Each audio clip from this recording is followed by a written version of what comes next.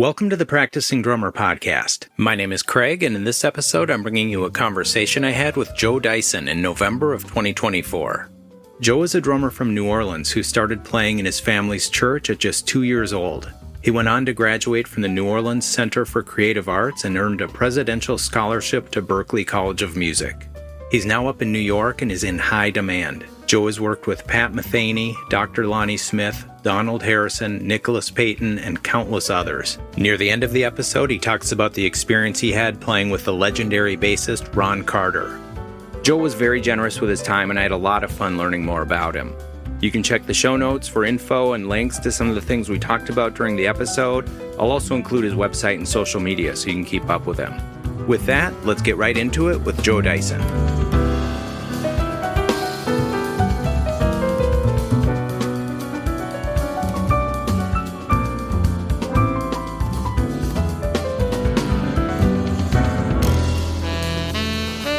I appreciate you taking some time on the day after Thanksgiving to do this. Did you have a good one? Oh, it was great. It was absolutely great. I had a great time with my family. We went and visited some friends. This is my first time actually doing a Thanksgiving in New York like this. Oh, nice. It was beautiful. As long as I've been here, I'm usually touring on the road, or we have like a small moment with our family, and then I have to get back to performing. But this was kind of my first Thanksgiving visiting with friends and actually able to enjoy the holiday with my family and my extended family and friends. Yeah, nice. And it lined up with, you just had a birthday too, I think the day before Thanksgiving this year? Yes, absolutely. So that's cool. A lot of celebrating. Absolutely. Yep. Sometimes my birthday actually lands on Thanksgiving, so it always is. I mean, this time is always special for me just because of those little small moments. I always felt like, it's good to be around family. It's always a celebration. Oh, I'm sure. And since we're on the topic of family, this is something I wanted to bring up a little bit later, but let's just get right into it. I know that you all are very close. You know, you sampled your dad's sermon and used it on your album. Oh, yep. Your sister sings on your album. And, I know she's a big fan of yours because her social media posts on your birthday were just awesome. Yeah. This all has me wondering about your decision to leave New Orleans and head to Boston. Was that a hard transition for you? That jump was actually a little easier than expected. Mainly because of 2 years prior to that, I experienced Hurricane Katrina. Okay. I left for Hurricane Katrina. We left the city, I want to say, just a few days shy of the actual landfall of the storm itself. We went to Houston, and we stayed there for a few days. And my brother gave us the call, basically saying that water had entered the house. And that, slew of events had transpired and we couldn't return back. Oh, man. And then we went from Houston to Baton Rouge. We stayed there for some weeks at a time. And I wound up getting a call through my father. He had a close friend he worked with, and a friend of his friend basically extended a favor to us, basically saying that, hey, you guys are welcome to attend this school. They're looking to help out students from the Louisiana area, from the New Orleans area as well. And it was a boarding school. They ran out of spots in the dormitory, but they had a host family who was willing to give us room and board at their house. Oh, wow. That was my first time actually leaving away from the family. And I spent my junior year of high school there. And where was that boarding school? The boarding school is entitled Lawrence Academy, and that was located in Groton, Massachusetts. Oh, and okay. I stayed with the Davis family, which was located in Amherst, New Hampshire. So we commuted for about an hour going to school and then an hour coming back. Oh, wow. And then on the weekends, I worked out something to where I can actually travel to Boston on the commuter rail. And I went to Berklee's City Music program, which is a high school program allocated for inner city youth. And we studied some of their curriculum and have ensemble classes. And I would stay in the dormitories on the weekends with two of my good friends who actually just finished high school that year of Katrina. So I would stay with them and basically be on campus for the weekend and then coming back. So by the time that it was time for me to actually go to college, it was an easier transition than most would have, mainly because I had already had somewhat of an experience being there. So was the decision to go to Berkeley then more about proximity, or had it actually been on your radar before that through friends or mentors? I had been made aware of Berkeley my 7th or 8th grade year is when the name itself first crossed my radar, and it was through one of my friends, Chris Royal. He made me aware because we realized one of our friends, his name is Xian aTunde Adjuah, formerly known as Christian Scott. Mm-hmm. He was just moving away from New Orleans at the time, going to Berkeley, and he was just getting ready to basically, at the start of his career as a solo artist. He spent a very short time at Berkeley, but he was able to graduate very early just based on the information he had. So learning about him going there, and then also the lineage of musicians who had actually attended there prior to Xian. I learned that his uncle Donald Harrison had attended, and then I learned that one of my former drum teachers, Adonis Rose, was an attendee of there. Another good friend of ours, Andrew Bayham, who's a great trumpeter down in New Orleans. He was a student there. So, I had learned around that time, like, wow, this is an actual pipeline for musicians from New Orleans to study in a new location. Most musicians down in New Orleans, we either stay in the city and study at University of New Orleans, which, is a good program, great teachers, Harold Baptiste, Alice Marcellus, and so many others I can't think of at the moment. And then there was also the other pipeline to Southern University with Elvin Baptiste being there, and Herman Jackson, and, obviously the marching band there with Dr. Greg at the time.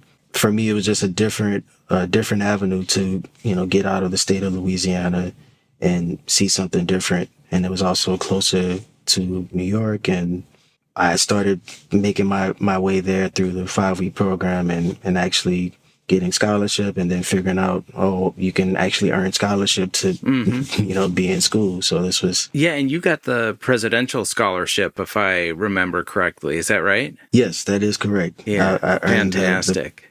Oh, yeah. No, congratulations on that. I know it was a while ago now, but it's still so great. Thank you. No, it was such a blessing to be able to be awarded the scholarship. It helped out a lot for our family, especially at that time. We still figuring out our housing situation, and it felt like a burden being lifted to say, like, we don't have to worry about paying for tuition and room and board for the next 4 years for the family. So that was really great. I was really thankful for that opportunity. Yeah, and I'm curious, with everything that your family was going through at the time and with so many unknowns, what got you through it and helped you focus and, stay on a forward path? I was always calling home. At that time, I would call my mom like every day, like either right before school and definitely after school, just checking in and seeing how she was doing. I'm a mama's boy. Like, I grew up very close to her. Like, I was basically her shadow.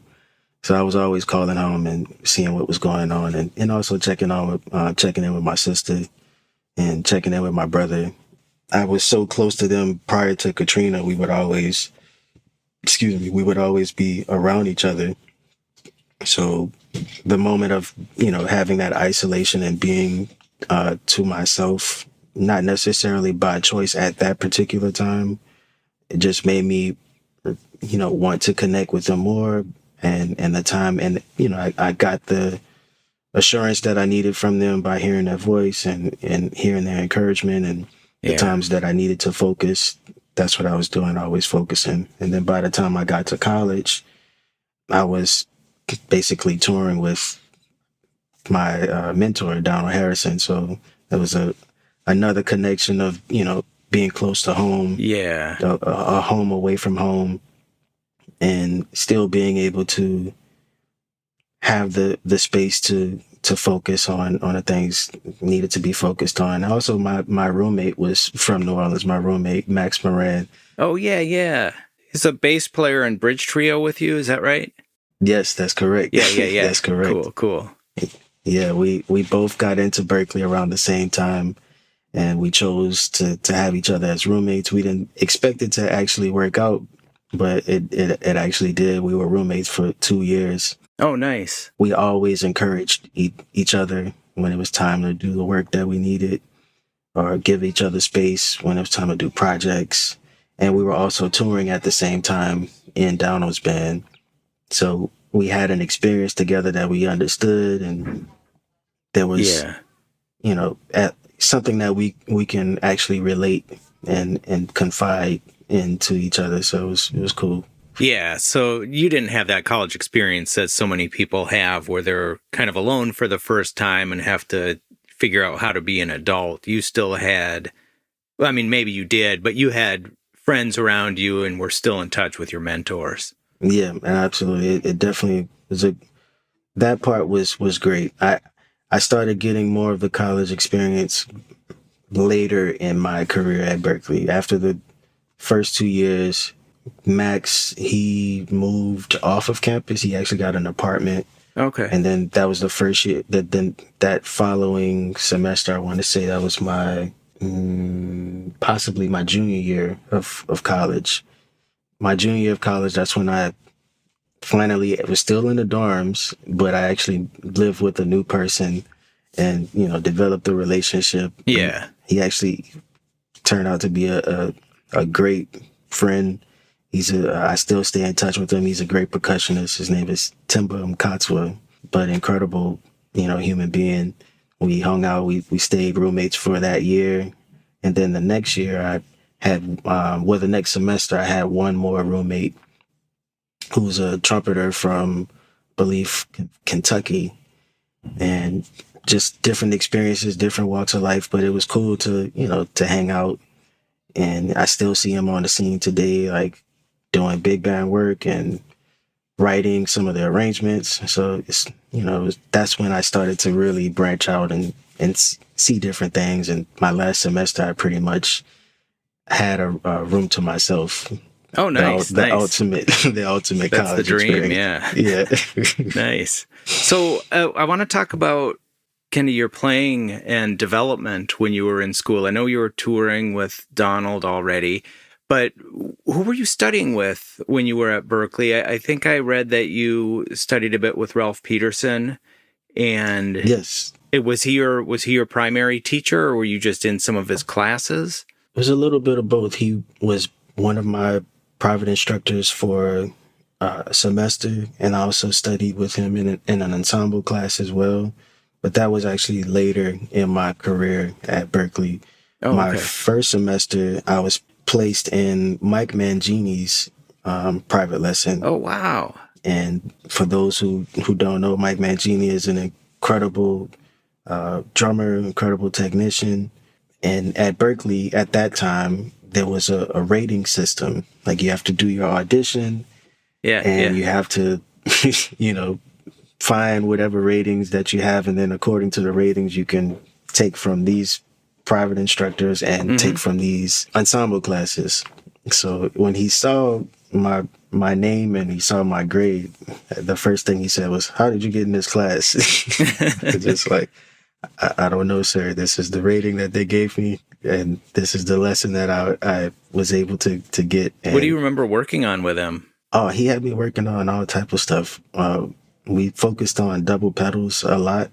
Oh, really? Yes, we did double pedals.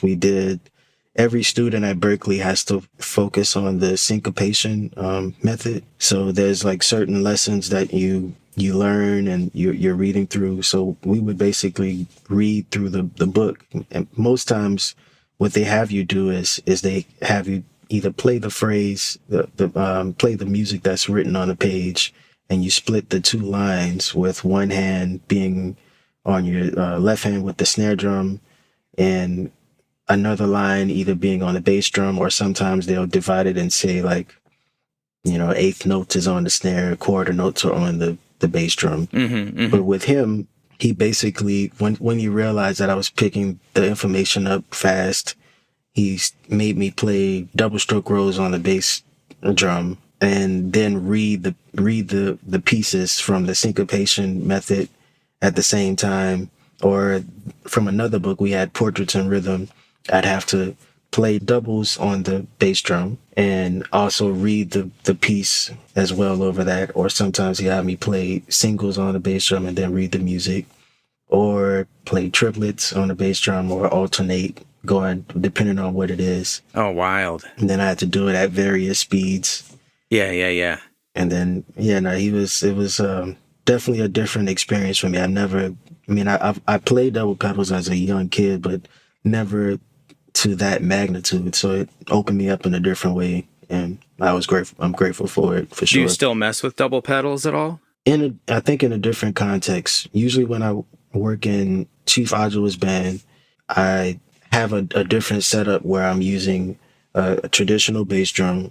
And then I also have another bass drum that we started using. We call the djembe. Prior to the djembe, we were using an actual djembe, trying to achieve a different sound. And we found that Pearl actually made a drum called a djembe, so we started using that and tapering it and figuring out different sounds.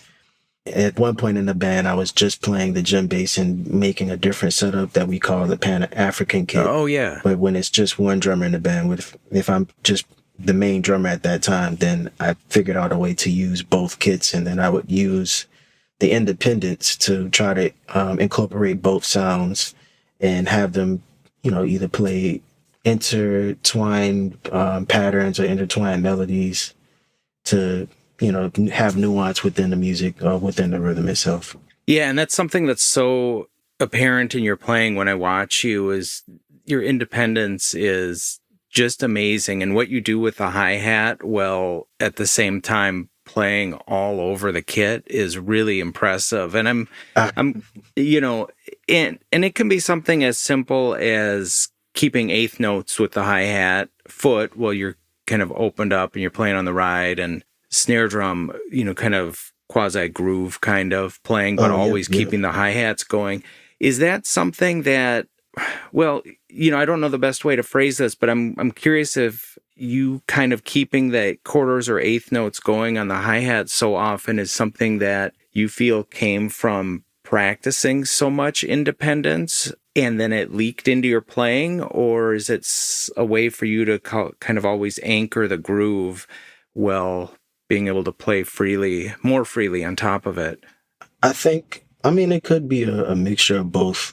When I was younger, I got introduced to Tony Williams playing, and I learned that he was playing his hi-hats on all fours, yes, which was completely different from what you would hear normally in, a pantheon of, great drummers from that time. Mm-hmm. They're usually playing their hi-hats on 2 and 4.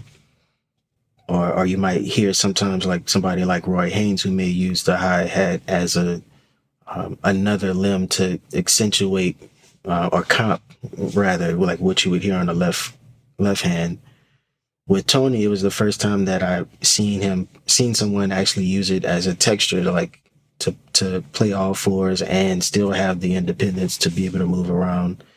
So being introduced to that sound definitely helped me figure out how to utilize that type of playing and create different textures. And then also for me playing in I grew up playing gospel before I actually came to the improvisational world. Ah, right. Listening to guys like Kelvin Rogers, or younger like Thomas Pridgeon, or even older guys like Dennis Chambers in the funk world, with the Funkadelics at the time, and Parliament Funkadelic. I remember him doing open hi-hat sounds and seeing that and trying to figure out how to assimilate that sound into my playing. And then also some of the local guys that I grew up watching in New Orleans, Russell Baptiste, Herlin Riley, who else is there, Eddie Christmas, and I don't know, all type of people. Adonis Rose, all of those guys, they also found different ways to approach like having their left foot be able to be a part of the rhythmic environment of what was happening. So I was always somewhat influenced by it, and for me, it was more so a sonic adventure, like to figure out how to incorporate that into your imagination and be able to pull from that in playing. And from there, I think having different teachers basically show you different ways of how to achieve it. How to develop independence and, how you're able to use it. It made it easier to grab those sounds and be able to use it. I think now it's kind of, I try to at least let my imagination roam wild and try to figure out how can I bring myself to the sound, as opposed to try to figure out a 4-way rhythmic pattern to say, okay, this limb is going to do this limb is going to do this, and this, this limb is doing that. I feel like for me, it's more about how do I create a world? How do I create a sound and then bring myself to it to be able to achieve it, replicate it, and move it in real time. Mm-hmm. And speaking of developing your own sound, one thing that was really fun for me when researching your playing and your career to prep for this interview is I watched so many videos of you on YouTube dating way back, like your early Bridge Trio stuff, early Donald Harrison gigs, and then all the way up to, I think, the most recent things that I've watched, the Live from Emmett's Place, Emmett Combs thing that you did with Nicholas Payton was just great. I love that. I still put that on many times a week while I'm working and just kind of have it on. And then you played at the Jazz Gallery with Desron Douglas a couple weeks ago, and there was a live stream, and I watched that. I've also watched that a couple times too. And your playing on that concert is so strong, and you seem so developed, and you're really adding something to the music. You're not just playing the music, but you are enhancing the whole deal. And I'm kind of curious how this might be an impossible question to answer, but I'm curious how you think of yourself as a player now and how you think your playing has grown over the years. I think now I feel like I'm more accepting of everything that I've encountered and how I hear music. When I'm a groove player at heart. Yeah, that's always what I hear the music and feel the music as, like, and feel my expression to the music, or within the music, I should say. That's always my heart of hearts. That's where I'm coming from. When I was younger, I always felt like, I naturally would, base my playing on groove playing just by the proximity of the music that I was playing growing up. But then also at the time when I was much younger, I was really wanted to do all of the fancy things that you see all of the great drummers do. Like I wanted to play the chops and I wanted to, stand out and make the crowd go, wow, ooh. Yeah. And that still comes out in your playing, but it's tasteful. Yeah, no, completely. Now it's my perspectives on how back then it was just about like play the groove and then play the chop and then go back to the groove. And then from there it changed to, I started getting more into, improvisational music and figuring out, trying to understand what was the element of the groove and how to make things swing, or like what was not make things swing, but what was the concept of swinging?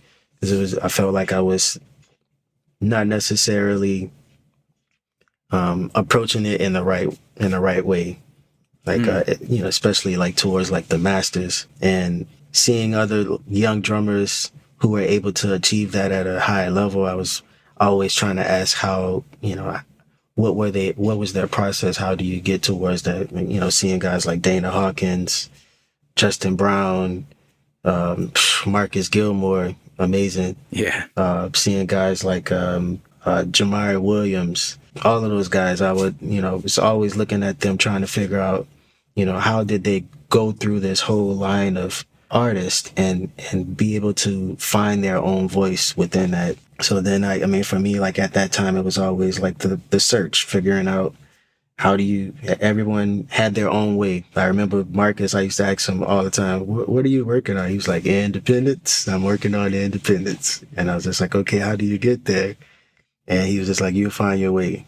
And I've talked to Justin, asked him the same question. He was saying that he was listening to different musicians. I remember at the time he was listening to Jack DeJohnette, and I wasn't familiar with Jack playing like that. So I started figuring out records to check out with that. And I remember talking to Dana the same way, like figuring out, how do you achieve so much ability over the drums in, within the context of this music. And he would just put on records and just like, this is what we're checking out and this is what I'm listening to. And, for me, it was figuring out how to learn, how to listen to music and how to understand it and be able to pull from it and express something as opposed to just copying an idea. And then I started listening to interviews. I remember, Jemiah was always into different ideas. He was listening to Max Roach, but he wasn't just listening to the music. He was also into checking out how did they talk about the music, or what are the things, how to ask questions. That was the other thing, figuring out how do you ask questions, how do you research. And so it just basically set me on a different path. I feel like going through those stages now, I feel like I'm more sure of myself. At that moment I was still in the search, trying to figure out, well, how do you do this? And of course I talked about all the young drummers, but spending the time with Downell, he was with those guys. He spent the time with them, so he can actually show you the actual sticking of like, what is Art Blakey doing here, or what is Matt Schroeks playing here, what is Roy Haynes playing here, Elvin Jones, Tony Williams, Philly Joe Jones. I mean, he's an encyclopedia with all of that information, and then being able to apply those lessons in real time on stage to figure out how do you achieve it. He was always about being authentic and being as close to what the masters were. So developing that foundation, and then once understanding that world, then getting to another place when I started playing with Dr. Lonnie, figuring out how to play. That's where I felt like I really learned how to play ballads, as he was so fluid in terms of what he was doing at the time. I mean, it just felt like you were being baptized in an ocean of just creative brilliance every time. And he basically brought you along the wave to figure out where the peaks were, where the valleys were, how to express that, how to express life through music. And then also playing grooves, but playing improvisational music with still a fervent sense of groove, where people can still feel something, they can still move. I mean, Donald was doing the same thing. That was the common thread that I was finding through all the musicians. And then finally, when I got to Nicholas Payton's band, that was when I felt like I was figuring out how to take all of the fundamental aspects of playing and going through these different avenues of studying and trying to find what it was that made all of these great pillars so great, and add that to yourself in real time. Like, it just gave me the platform. I feel like now when I'm playing, I'm not necessarily having to think about, well, how would Art Blakey approach this, or how would Tony approach this? Now it's just about the aspect of the sound and figuring out what's the best way to uplift the music and uphold the music, how to support the artist, how to complement what's happening in the moment, and not stick out as a sore thumb or anything like that. Like, I'm always trying to make the best musical choice possible, and at anyone listening, I want to make sure that they're nodding their head or tapping their foot or feel like they want to get up and dance. I feel like that's part of the the blessing that we have as, especially, I mean, all musicians have, but more so for drums, like rhythm is directly connected with making people move, like being able to lift the spirit and animate the spirit through the body. And that's now what I'm focused on. I said all that to go back to make a 360 to go all the way back to the beginning of how I first started to play. But like now I'm doing it with just from an informed place. I remember Don always said that you can't use something that you didn't if you didn't spend the time to research. You spend the time to research and dig on something, then you have access to the information. But if you don't have access to pull from it.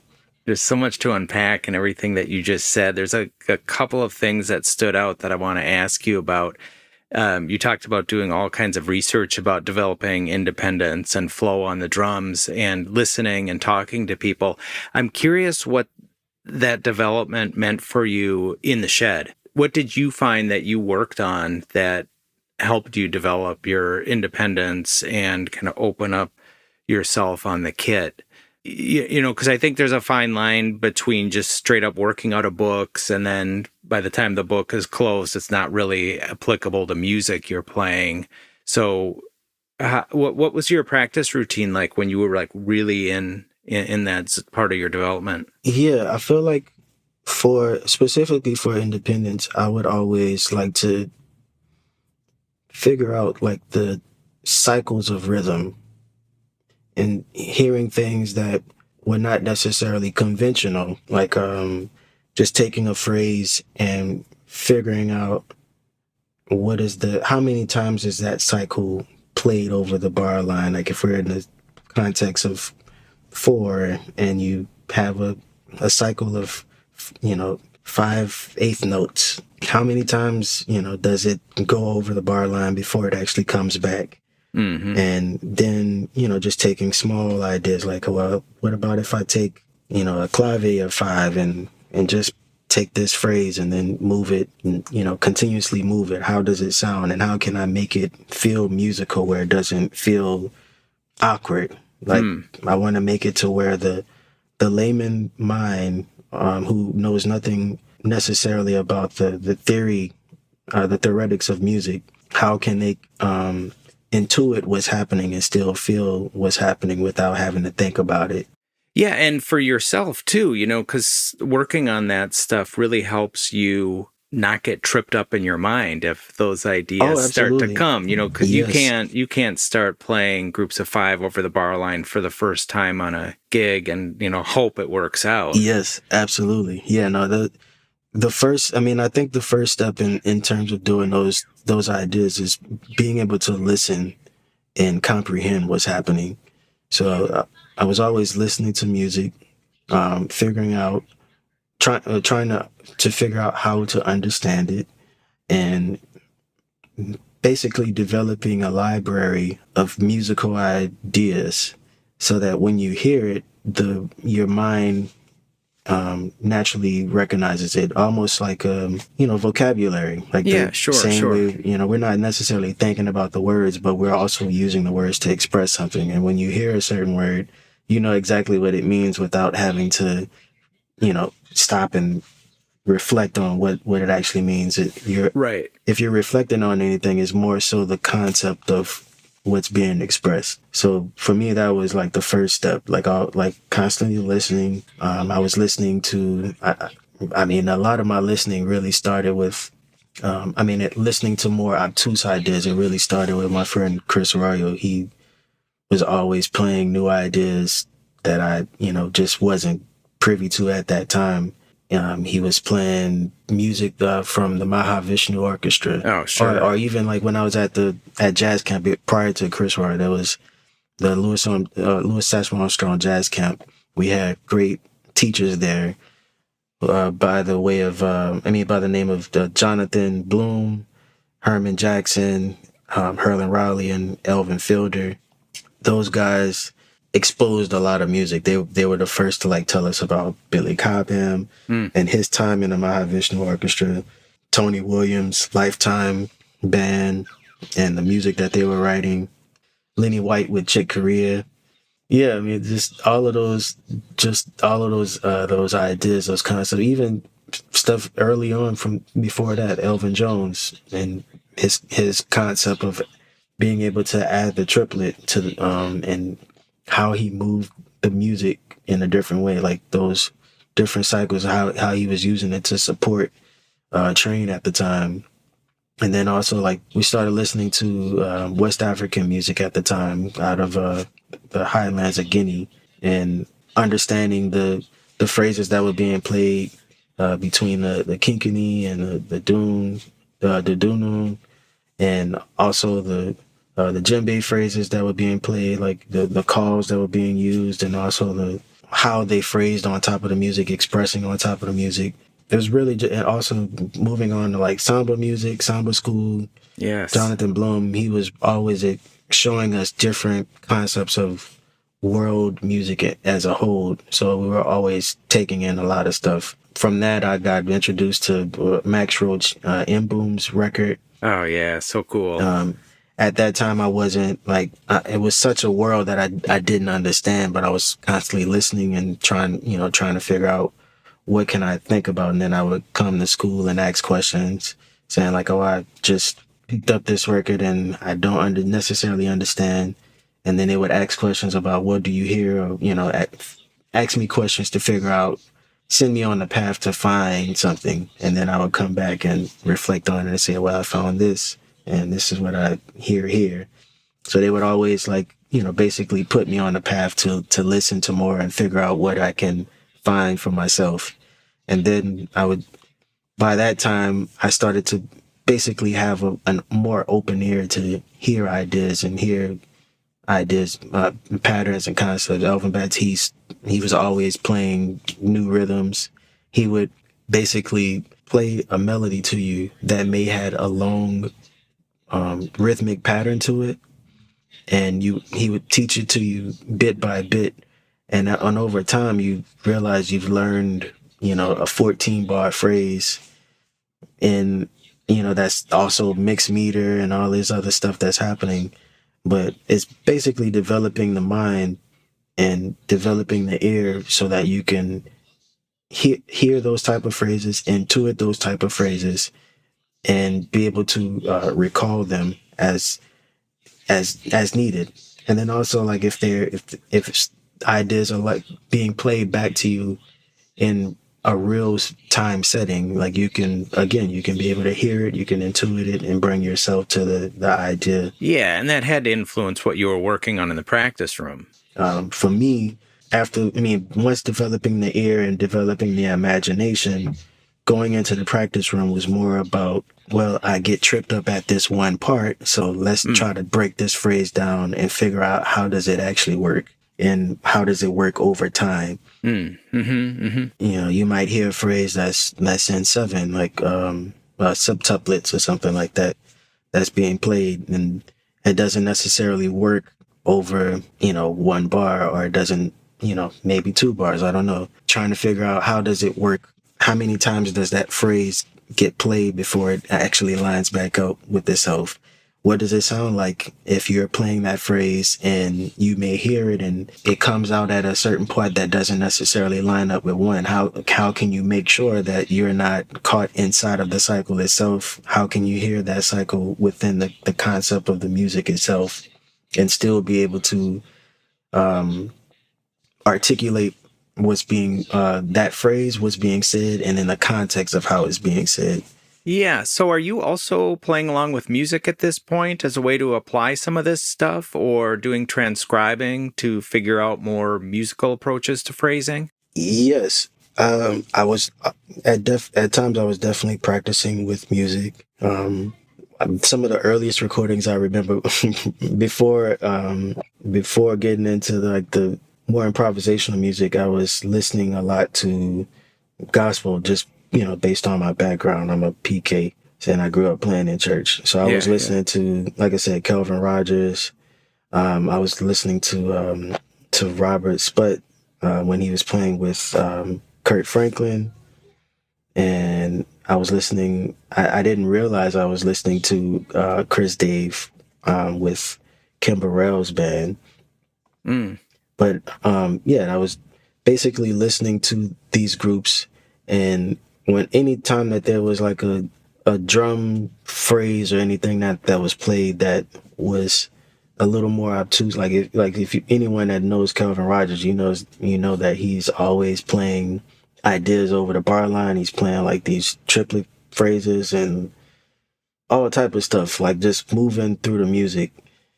And I remember like sitting down and playing with those records because I didn't have the concept of being able to transcribe and write it down. I just remember hearing the idea.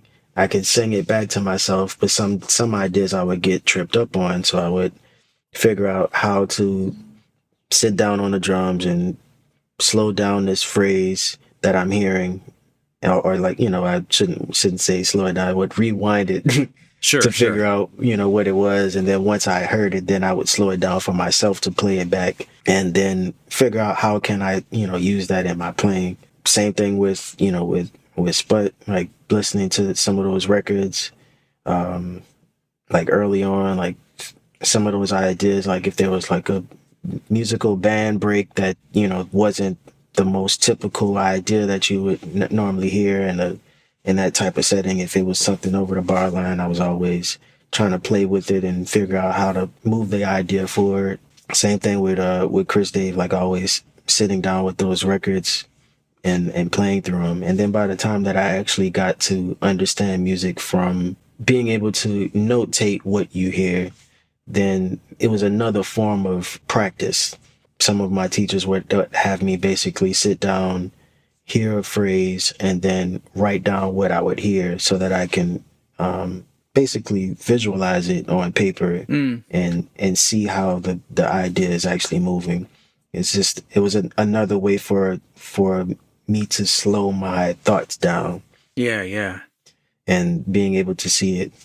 And then from there, I feel like those methods of being able to write it, to being able to hear it, being able to play with it, recall it, and then extract it from the records, and then slow those ideas down. I think that definitely helped being able to play the ideas, and then it also helped being able to make it a part of who you are so that you can use it in your own context and how you express it itself. Yeah. This leads me to being curious about how you go about learning music, because you play with a lot of artists now who aren't playing the most simple music. Yes. But before I get there, I want to ask you about a couple things you said so I don't lose a couple things here. You said when you were playing with Lonnie Smith that it really opened up your ballad playing, or it really taught you how to play ballads. I'm wondering two things about your ballad playing, which is just beautiful, by the way. Your brush playing is great. And I just, I was listening as I was driving up to see my dad yesterday for Thanksgiving. I was listening to your album on repeat. And one thing I hadn't picked up on until I was there kind of in the quiet of my car was on, you'll have to forgive me if I get the name of the song wrong. Oh, it's okay. Trials of the Infidel. Lost Trails for the Infidel. Yes. There you go. Yes. During Oscar's piano solo, it seemed to me that while you were playing the brush pattern, that you were playing the hi-hat on the quarter notes, at least for parts of that, which is unusual in a ballad, but unless I heard it wrong, it was very effective. And I mean, just fantastic. I'd never even thought about doing that before, because I thought that prior to hearing it, thinking that it could be too heavy-handed to just sort of be marking the chord notes. So, but you did it in such a delicate way that added to the music and the motion of a ballad. And I'm curious if that's something you're conscious of and what you learned about playing ballads from Lonnie Smith. Well, to answer the first part of that, There's probably something that I wasn't necessarily conscious of. It was more so, I know that the song itself was a very spacious ballad. So it was probably something that I was doing to help with to make sure that the momentum of the song was still moving, but also laying in the bed of like the lushness of the sound itself. Sure. But yeah, no, I probably wasn't as conscious of it. But yeah, no, I felt like you can make anything work in that context. Yeah. But the thing to answer the second half of the question, I definitely learned how to create more, what do you call it? Playing with more dynamics in that band with Dr. Lonnie. At that time, before playing with him, my ballad playing was literally just keep time, move the brushes, and every few bars, just mark the one to make sure that we, that we're staying ahead, staying within time. But in that band, it was the first time that I realized that you can actually be expressive within the music over the ballad. Just because you're playing the drums doesn't necessarily mean that you don't have the ability to express something. So I started doing, in that band, that's the first time I started doing more cymbal swells. You'd see me play like the back of my brushes with a rubber, playing on the cymbals, or you might hear me trying to create these flutters, as another texture with the brushes. Because sometimes he would do these sounds, like we would play this song. I love this song. It's called Spring is Here. He would play the melody, and then once he get to like a certain section, like within the bridge, he'd always play these trills in his right hand while he was chording different colors over the song itself. So me doing the flutters was like my way of imitating his trills on the organ. Yeah. And then sometimes you would hear him ride the expression pedal, the volume pedal. And it's the organ. If anyone has never played with an organ before, it is such a powerful instrument. I grew up playing with the organ in church with my father. Yeah. But in this context, it was, Dr. Lonnie just has such power and such grace at the same time. He can literally go from a whisper to, screaming on top of a mountain, within a matter of seconds. And sometimes just playing time with brushes is not enough to be able to support something like that. So that was the first time that I started figuring out like, oh wow, I'm going to need to do more, in this context. So I started doing more cymbal swells, or like actually using the toms in the ballad. Most times in a ballad, from a drummer's perspective, we only play the snare drum and the hi-hat and maybe the bass drum. Maybe, and more cymbals a little bit. But yeah, no, it gave me the permission to be able to like use much more sound and create more sound to help support what was happening. His personality probably allowed you to feel a little bit more open so you could experiment. Absolutely. Watching some of the videos of you all playing, he just seemed so playful. And there was one moment in, I think it was an Iowa Jazz Festival video where you were playing your solo, and he stood up and he was standing right in front of the kit, kind of messing with you a little bit. Muting the cymbals and stuff, and that was it. Must have been such a supportive environment to grow in. Absolutely, he one of the main images that always sticks out in my mind when I'm thinking of Doc, when we're on stage, he would always look at me with a big smile and give a hand gesture, like come on, like it was.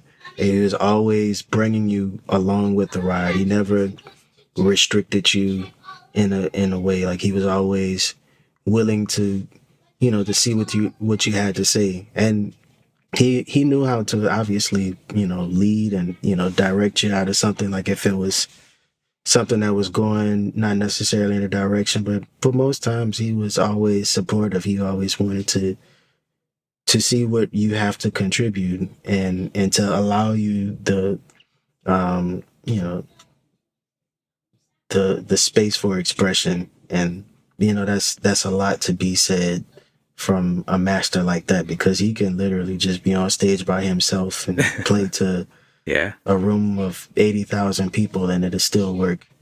But to have someone like that, of that stature, of that magnitude, always be willing to have you come along and trust that you're going to make the right decisions, it meant the world, and it was the best place to grow and to develop. Yeah, beautiful. Another thing you mentioned a little bit ago was your deep dive into African music. And one thing that might be a little bit trivial, but it's something I'm very curious about. I've noticed on a video of yours playing at Smalls a year or two ago, you had, I think it's a Moroccan handbell or half of one kind of on your floor tom. It's the thing that looks a little bit like a barbell, kind of. Yeah, that's right. And then so I was kind of curious about that. I did all kinds of searching to figure out what it was. And then I also saw it, I believe, in your music video for Look Within, which is very cool. And it's cool that you even did a music video, which is not common in this music. Yeah. Super cool. You even had that hanging off of your ride cymbal stand, from what I remember, in one of the shots. Can you talk about how you have started incorporating, for lack of a better term, auxiliary percussion or African instruments into your playing, and how that journey has been? Because I know, I'm starting to experiment with some of that stuff. So I'm in the phase right now where I'm just buying all of it. And I've got, so much stuff on my kit right now just because it's fun to play with. But absolutely, I know at a certain time, you're just going to have to strip it down and figure out what works best for you. So I'm just curious where you got that handbell and then your journey with percussion. Yeah, the first time that I encountered those bells, I was on tour with Donald Harrison. We went to the Ganawan Jazz Festival in Essaouira, which is in North Africa in Morocco. Yeah. And it was a beautiful time because we got to work with the Ganawan musicians in that area. We spent about, I want to say, a week and a half living in the same quarters, and we had a setup in the first floor of the housing situation, and we basically figured out a way. Donald figured out a way on how to connect their music to Afro New Orleans music, and I remember just watching them perform and the sounds that they were getting. It'd be one guy playing the bass. I can't remember. It was a bass-like instrument, which was like a box with almost like a calf skin or goat skin. Oh, so like a bass drum type instrument? Yeah, and it had, it had strings. It had like an actual stick with strings on it, and he put a pickup on it to where you can amplify it. But it was an actual, played it like a bass guitar, and the musicians around him, they all played these castanet-like instruments, but they were huge, Mm-hmm. So the sound that they were getting, it almost sounds similar to the syncopated rhythmic sound that you would hear in Brazilian music, in terms of how it has this certain swing to it and how it actually felt. And then some of them would actually lead the charge in terms of how to get the musicians to stop in certain phrases, or they may interject certain rhythmic counterpart ideas against what was happening. And they just had their own way of playing the music, and also it had this dance element to it.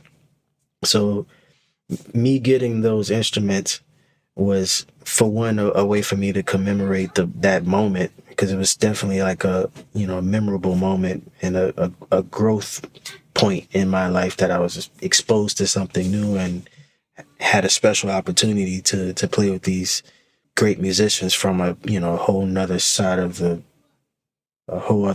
globe at that point. Yeah. and trying to figure out different ways to incorporate how to use the instrument within the drums. There was different ways. I remember trying to place it on a snare drum at one point and play it, and then placing it on a hi-hat. And then I remember seeing the video of dear friend of mine, Marcus Gilmore. I remember him placing it over the cymbal and getting a different texture from it. And that's why I was like, oh, let me try that. That might, be different. Mm-hmm. So I realized that it actually had a different texture to it and different ways and how you lay it. Yeah, so I was always trying to figure out different ways to incorporate that. Same thing with, there's another, obviously the goat nails. The first guy that I seen do that was, I want to say Eric Harlan was the first guy that I see use those. And then after that, seeing, everybody basically on the New York scene at that point, like always found different ways of how they can incorporate those type of sounds. So it's just one of those like natural progressions of trying to figure out, okay, well, how do I use this and incorporate it, and how do I use this sound? There's another instrument that I used to play. I think that one is also in the music video. I can't remember what it's called. It might be they may call it the wind instrument or the small gong. So oh yeah, I had gone to China, and I remember doing research basically saying that this was like the first region that we found cymbals in. So I remember going there saying like, I'm going to go find some type of instrument that I can use for cymbals, and went to the store, was able to find a decent deal, came back with it, and I had all this stuff, and I was just like, now what do I do with this? Because they're cymbals, but they're not necessarily set up in the same context of how, we use cymbals now. Uh-huh. So I would take some of the gongs and put it on the snare drum, and, figure out how to taper the sound a little bit, and maybe have like a high pitched sound, or place it on a cymbal to use a different texture. And yeah, just seeing different things. I mean, and obviously, like, I feel like the guy that's leading the charge really with that is Marcus Gilmore. He's like always finding different textures and different ideas on how to incorporate, those sounds. Like the moment I felt like I was like finding something, I remember seeing him and seeing the videos. I was like, oh, he done already done it. He done already found it. But yeah, and I mean, that's basically what I was trying to do, what I was trying to figure out, just how to taper the sounds, how to make it different. Same thing with the djembe. I first started that journey with Chief Adjuah with Xian. He found this video that was actually explaining,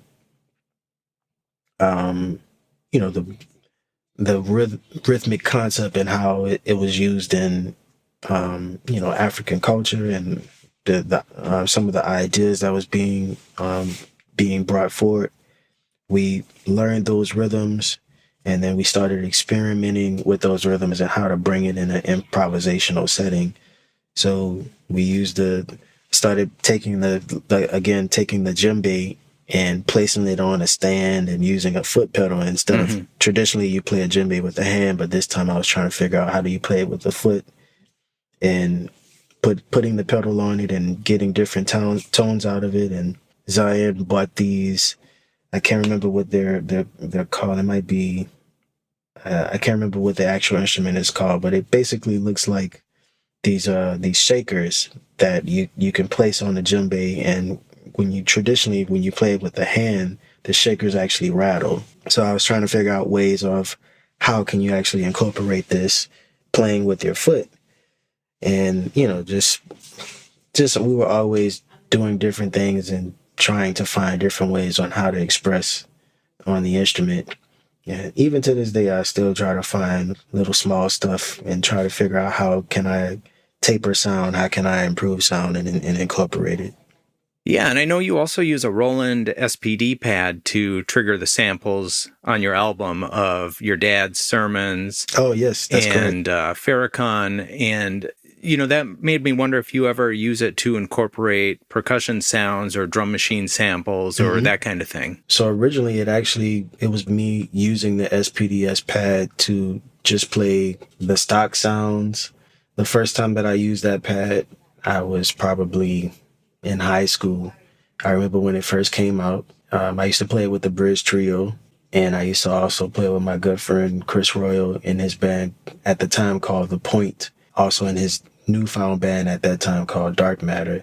And just finding different ways to trigger, 808 sounds, 909 sounds, and move the pad from that perspective. Then when I got into Xian's band, we were expanding the sound palette in terms of what we were going to use the pad for. I was already I played in this band before, playing on the traditional trap kit, and then we expanded the Pan-African kit. Then we started adding the SPDS sounds to the band, and we started figuring out how to incorporate some of the, New Orleans hip hop sounds, like from the Triggerman beat, or maybe incorporating more sounds that you may hear from more popular producers like Timbaland or Jay Dilla, or I don't know, Q-Tip, or just all around Just Blaze, figuring out how to take those sounds and incorporate them. I also had good friends of mine who helped bring in more sounds, like my good friend John Key, who is a great musician, multi-instrumentalist. From New Orleans. He's like the MD in Solange Knowles band, and he's produced for countless other artists that's out there. And also another good friend of ours, Josh Connolly, who is a great producer and great guitarist, multi-instrumentalist. Right now his main gig is Trombone Shorty in Orleans Avenue. But they were helping bring in sounds to figure out how can we use different ideas on the pad. Then we were also doing that in another band that I was playing in at the time called, at the time it was My Name is John Michael, which was this kind of a pop rock band, an indie rock band out of New Orleans. And then that band name changed to Tyson at the time. So we were always using different sounds. Started off with me, and then another good friend of mine, Elvin Ford. He was the second drummer in the band, and we've tried to figure out how can we both have SPDS sounds and have sounds that complement each other as well. I've always had a relationship using the pad in this traditional setting, in a traditional format. Yeah, okay. And figuring out how to do different things with it. From there, when I got into Nicholas's band, we started using the pads, and I was basically playing the pad because he had just came out with the record Textures, which is basically a record that he self-produced. He plays of the parts. He uses a lot of sounds, electronic sounds. And it was my way of trying to figure out how can I bring this pad in to, have a similar effect with some of these sounds and use it in a live setting. Oh, sure. In live improvisational setting. And then we started working on the album for Afro-Caribbean mixtape. And from there, he brought in a DJ, Ladyfingers. He had her sample a lot of different voices, a lot of different ideas. And I remember him working on those samples at the time and figuring out how to cut them up and do different things with it, and then send it to her to play. And he wound up still having those samples. So when we would play trio without the larger context of the band, sometimes DJ Ladyfingers couldn't be there. So he would still play some of the music, but figuring out different ways on how he can create a world with that. He would cue it from his iPhone. Oh, yeah. And then, this is always almost like he has, several tentacles from his body, because he was cueing from his iPhone. He was also playing trumpet and playing piano at the same time and singing at the same time. It was moving all over the place. Yeah, he's amazing. Yeah. So then I started figuring out how can I incorporate voices into the pad. I thought about it at a point, but never understood how to actually make it happen. So I sat down with it, found my tutorials, and figured out how to actually upload these things. at the time I was also using Audacity. Oh, sure. This program called Audacity. I used to take the samples, cut them up, and maybe like tweak them a little bit, and then upload it into my pad so that I can have different ideas. And I remember the day that I used the voices on the gig. We were playing at this club called Dazzles in Denver, Colorado. Oh, yeah. And he kept looking up at his phone because he was just like, it's my pad, it's my phone. Oh, yeah. Triggering voices that I told it not to. And then he looked over and I started smiling. He realized like, oh, he has the voices in his box now. Oh, so nice. It was like, a little less stress on Nick, and I found a different way to use it, and just got much more into it. So, cool, but now, cool. like, yes, I basically use it as voices and still use it for sounds in, different settings. Cool. All right, cool. Yeah. Thanks for indulging me on that. That was just something I was curious about. I feel like I could talk to you for a lot longer.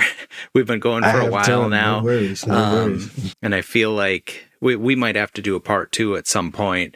But I have a couple topics that I really want to touch on here. You play with so many different people. You're always working, and between artists like Joel Ross, David Weiss, who I know you're about to go on a short tour with, Gilad Hexelman.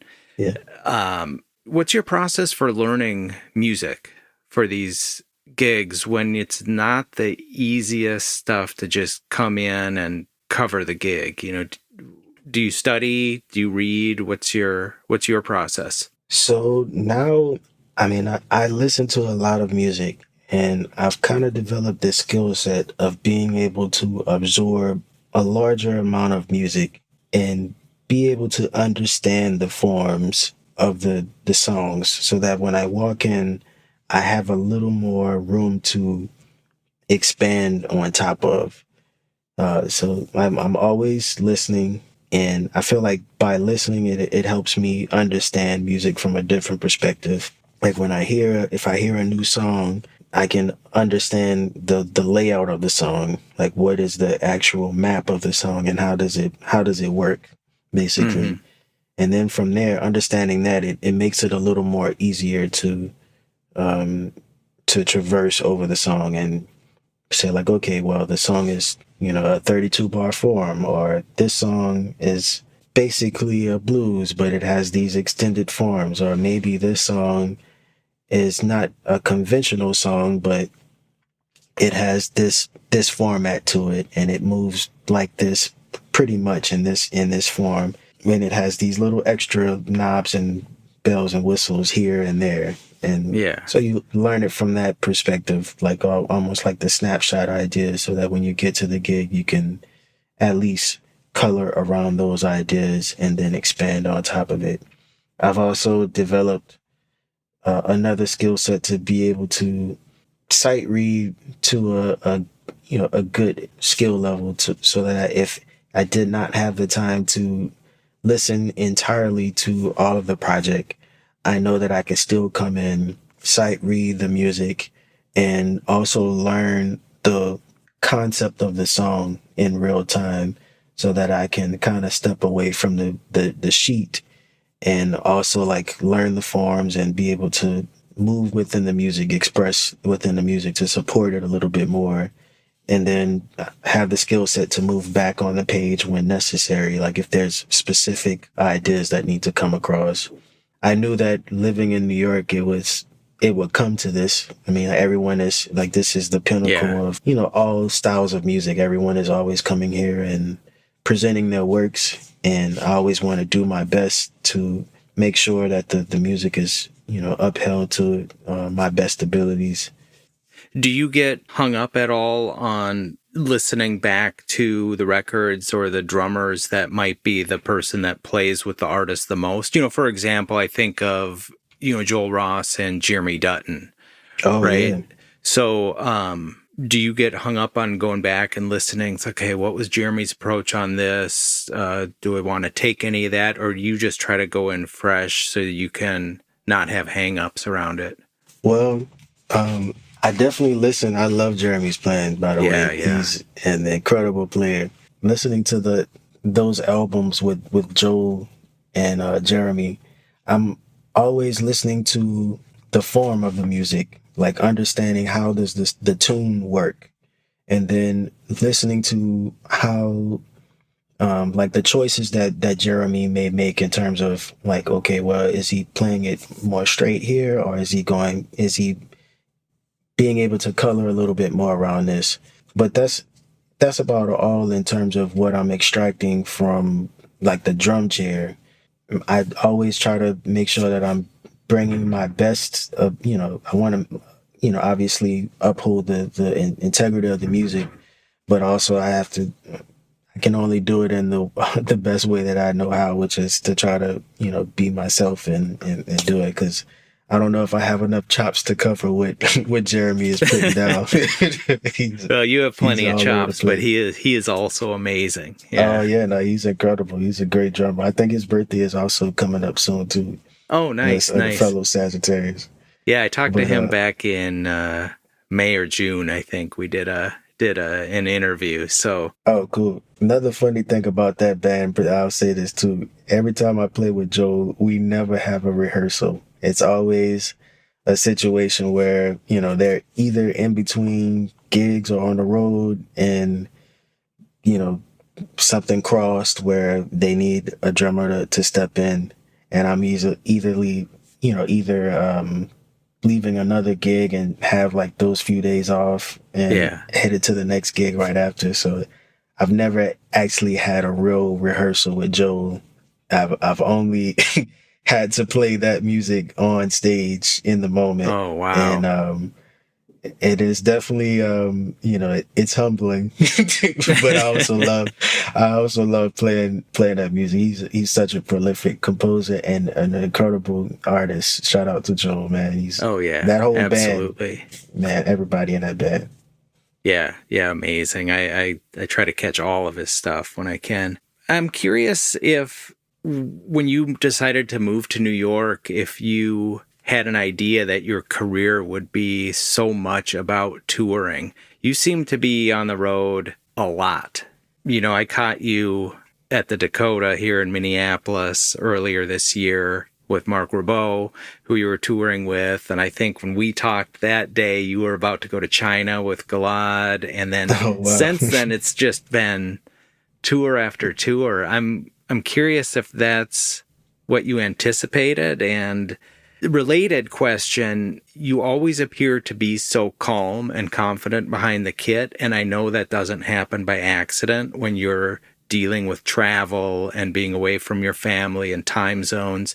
So I'm curious what your routines are when you're on the road or when you're at home, so you keep yourself grounded, both in your playing, but also mentally. Well, for one, traveling was definitely a part of what I somewhat envisioned in playing. I didn't know that it would be as much at this point, but I'm definitely grateful for the ability to be able to move about the world and share my love for this music, and to be able to continue to grow and learn more while being able to see the world. Like, I think that is definitely been a blessing for sure. And I couldn't have fathomed the magnitude of what it's become at this junction. I probably wouldn't be able to fathom what's to come in the future. Yeah, sure. But I'm certainly blessed and grateful for being able to work and to be able to provide for my family, and doing so in a career that I love. I'm never at work. I'm always at play. Yeah, And, it's definitely a joy to be able to do so. I think also having that thought process also helps keep me grounded, in terms of being able to show up and, be present and, have a smile while doing so, and being able to, be there for all of the people that are coming out to support the music, and to be able to share our love together for this music. Obviously, traveling could definitely make, people jaded, and, you make you definitely feel in, whatever position that you may feel in a day. I remember Dr. Lonnie telling me years ago when I first got in a band, we were sitting in the airport and our flight had just got delayed and by another 3 or 4 hours. And we had to, once we got to the city, we knew that we were going to have to go straight to the stage and perform. And this was after like already traveling another 10 hours in the air, going to another country. And he was just like, "We're having big fun, aren't we?" I was just like, "Yes, we are, Doc." And he said, "We get paid to travel. We play music for free." And I said, "Huh?" He was just like, "Yeah, we play music for free, but we get paid to travel." And that always stuck with me. And he's absolutely right. We love playing music. This is, our joy. This is our passion. This is what we do. We live for it. We're breathing. Everything we do is to get to the moment of being able to be at the instrument and being able to express ourselves. Now, whatever it takes to get to that is the part where, that's the labor in a sense. But, Yeah. it's a labor that is well worth the journey of being able to go out and do these things. Yeah, I was just watching the Roy Hargrove documentary last night, and he was talking about the same thing, getting paid to travel, and of course, the playing is the bonus, That's right. And that's the truth. That's what the masters, that was the thought process. And it still holds true to this day. Yeah. And for me to stay grounded in terms of what I'm doing, I'm always, reminding myself of like, this is a privilege to be able to, do something that you love and be able to provide for your family and provide for yourself and, make means to be able to live and to be at play for life, as opposed to, have to, do something, for the sake of, a transactional idea of like, do this work so we can get this.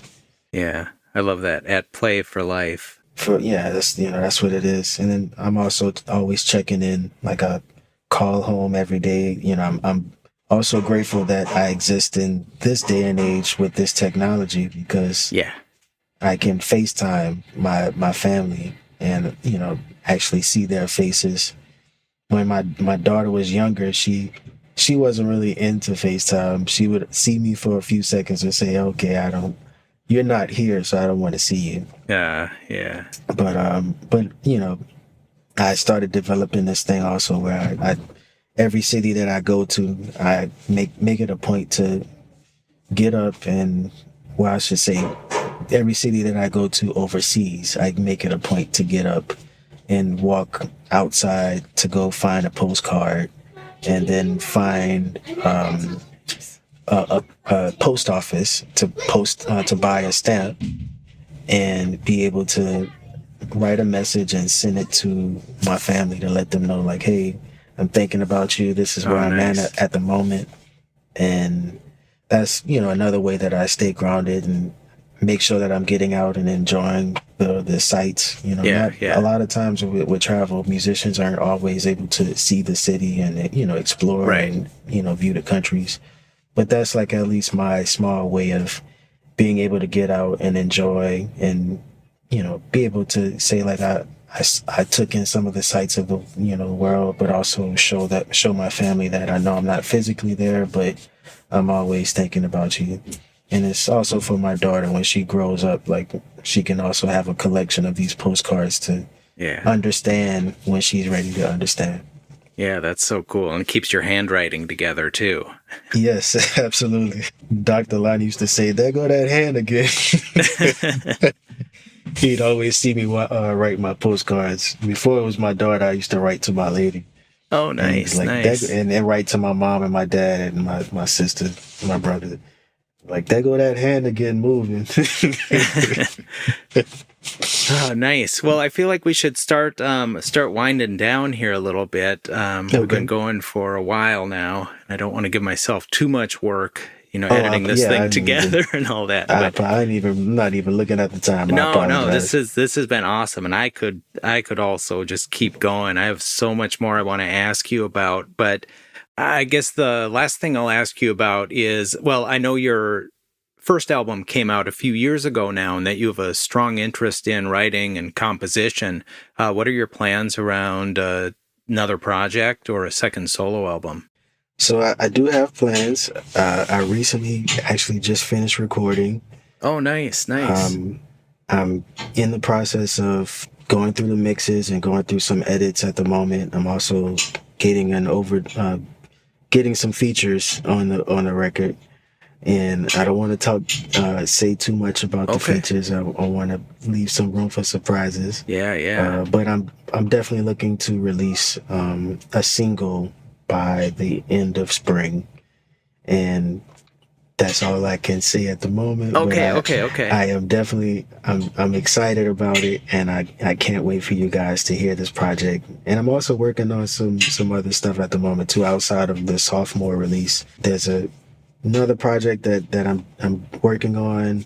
It's a solo project, actually. Just like I don't want to say too much. It's like basically it's just going to be me playing. It's going to be some drum stuff. Oh, cool. And I'm looking forward to that. It's like 3 projects that I'm working on at the moment, and there's also another project we're releasing with my longtime compatriots, the Bridge Trio. We have a follow-up record that we're getting ready to release as well. I believe that should be out by this summer. Oh, great. Fantastic. Well, hopefully we can do this again when your next album comes out, do like a shorter interview, because I do have loads of questions for you about your writing process and instrumentation and all that. I'm wondering if before we go, if I can just ask you to speak about your experience playing with Ron Carter.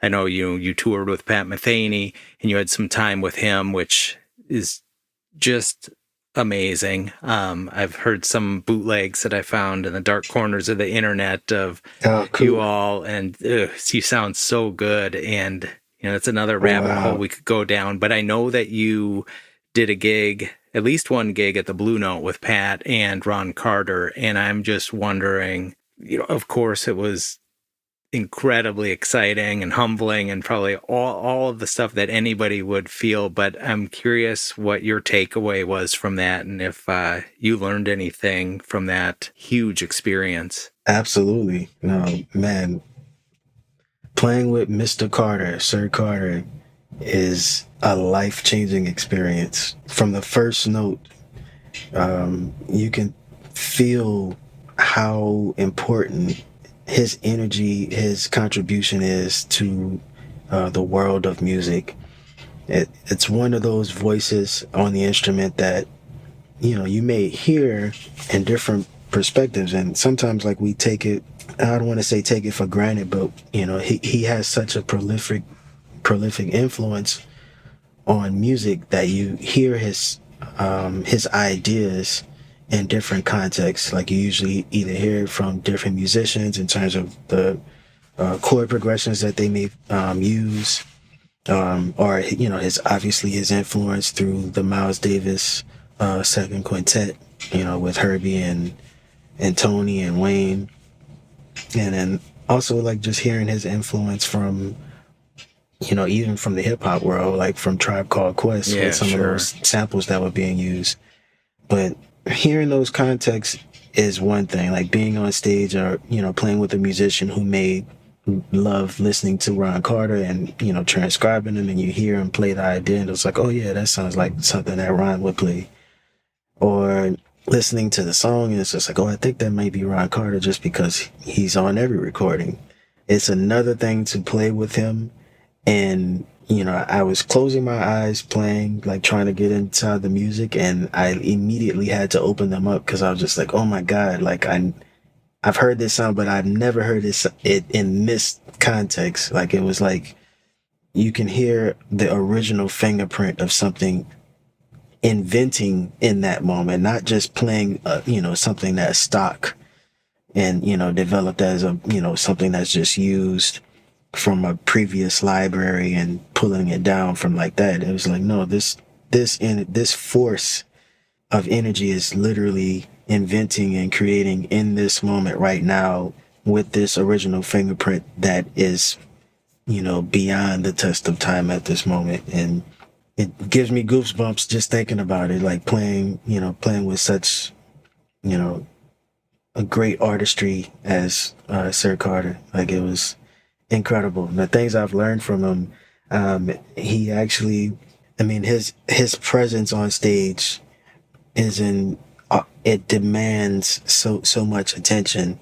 And then also like the sensitivity that he has in terms of supporting the music and supporting the artistry. Like, you can tell that he's always about the music first. It's never about, trying to stand out and show that, I am this great force. It's still about like him supporting the music and he never leaves. I'm going to quote my mentor here, Donald Harrison. He would always say, leave no rock unturned. And Mr. Carter is like living proof of that. Like, when he plays his solo, like sometimes on stage, he would play these solo pieces where he would go off and basically create on top of something. But the ideas that he was playing, you can tell that he would never leave a rock unturned. Like, he was investigating every nuance of the music and figuring out every nook and cranny that he can get inside of and explore and make known to the world.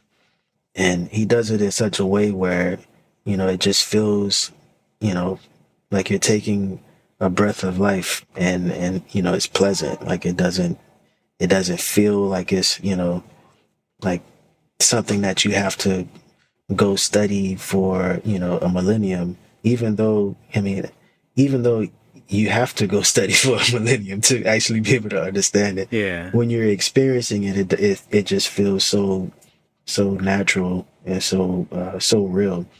Yeah, those are about the main things I definitely learned from him. And then also obviously the way that he carries himself. He's another family man. He actually brought his wife on the trip and his grandsons.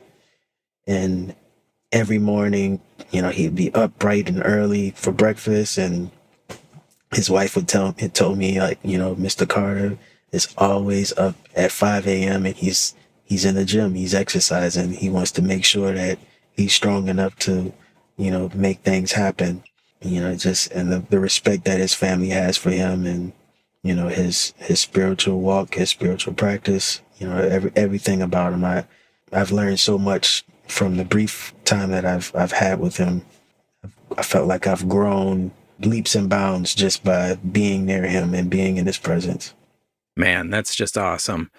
Okay, so before we go, just one last thing quick. I want to know what music you've been checking out, what's been giving you inspiration, and what you think other people might want to check out. Absolutely. At the moment, I love listening to Cecile McLaurin Savant's record. Yes. I also love listening to Emmanuel Wilkins' new record, Blue. I think it's called Blood Blues. I also love listening to Joel, and obviously I love listening to my mentors. Donald Harrison, he just put out a new record called Omni Music. It's a whole new take on how he's pushing music forward, and oh, cool. He's spent the time literally to do several genres just on one song. Like, every song basically is authentically done in a whole nother perspective. I mean, it's literally, groundbreaking concept in itself. And then also like Xian aTunde Adjuah, his the last project that he put out, I think it's called Roar Out Lightning, Bark Out Thunder, which I realized after the fact that I'm actually a part of. He took a segment from a previous recording and used it in the album, and he placed the great Djembe Fola Weedy Brahma on top of it. But yeah, and I love listening to new records, new ideas, and in terms of also like listening to different sounds. I love listening to all of the younger guys that's out now. Who else is there? There's obviously the guys from New Orleans, Brian Richburg and Elfrid Jordan and Daryl Staves, who's on the pop world right now and in the R&B world. Oh yeah, I've been checking out Pete Varnado. Is that how you say his last name a lot? Yep. Oof. He's another guy who I remember, when he was younger and coming up, and I went to school with his brother, and we would visit with his church family and oh, cool. His father. He's been playing for a long time, a very, very creative drummer. I'm super excited to see his career blossom. But yeah, no, there's so many cats that's out here that I love listening to. Yeah, it's endless, and I'm glad to hear you're staying in it. Yes, Cecile's music is so amazing. I'm a huge fan of Sullivan Fortner, and I know you were on his first album. That's right. My mom and I saw him in New Orleans, 2018, I think it was, and we were just blown away with his playing, and then now to see what he's doing with Cecile and what she's doing with him is just another level. It's amazing. Yeah. Masterful. Absolutely.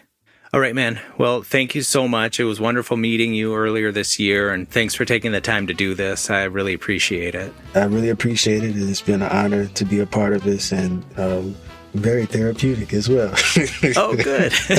Okay, good. Oh, I'm glad. Thank you. All right, man. Well, we'll talk later. Absolutely. Blessings. Yeah, thanks. Thanks for listening. If you like the show, please subscribe on your platform of choice and share it with a friend. You can find the show at practicingdrummer.com and on Facebook, YouTube, and Instagram as Practicing Drummer.